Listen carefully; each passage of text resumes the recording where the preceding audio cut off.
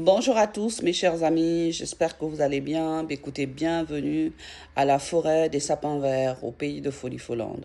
Alors mes chers amis, aujourd'hui je vais vous dire que la police française, notamment dans le département où j'étais, à Massy, est raciste. Pourquoi?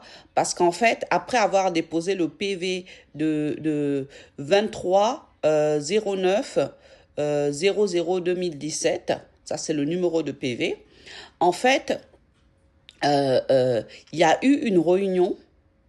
Il y a eu une réunion parce qu'en fait, le dossier était suivi par un agent de la paix qui s'appelait Charlène Parot.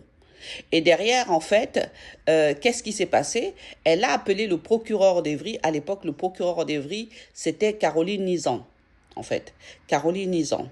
En fait, en l'appelant cette Caroline Nizan, en fait, qu'est-ce qu'ils ont fait? Ils ont organisé, en fait, une réunion au commissariat de police de Massy avec cette Caroline Nizan, les avocates de Franck Nicolas, donc Katia Boursas et Félia Bourchéry, et un autre agent de la paix qui s'appelait Flavie Levasseur. Donc, ils ont demandé à un autre agent de la paix qui s'appelle l'agent Germe, en fait. L'agent Germe a dit, moi, je ne veux pas participer à ça. Donc, ils ont, à ce moment-là, on était en 2017, hein. Et donc, il y avait Franck Nicolas là-dedans. Donc, ils ont organisé cette supercherie judiciaire au commissariat de police de Massy. C'est pour ça que je vous dis que la police française est raciste et corrompue. Et donc, du coup, Franck Nicolas et ses avocates sont allés à ce rendez-vous. Ils ont décidé d'introduire Franck Nicolas dans l'ensemble de mes dossiers. C'est là où ils ont organisé tout ça.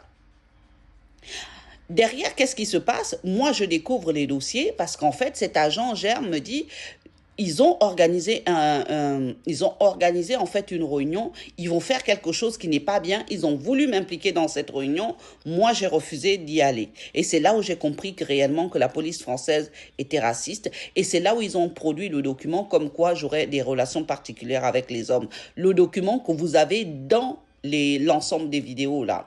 En 2023, après la tentative d'assassinat qu'ils ont essayé de faire contre moi, le consul, l'ancien consul, M. Mbeng, qui est actuellement au Gabon, avec qui je suis en relation, me conduisait en voiture diplomatique et allait voir mon avocate que j'avais à l'époque, qui s'appelle Caroline Guincestre, pour lui demander l'ensemble des dossiers. Partie 1.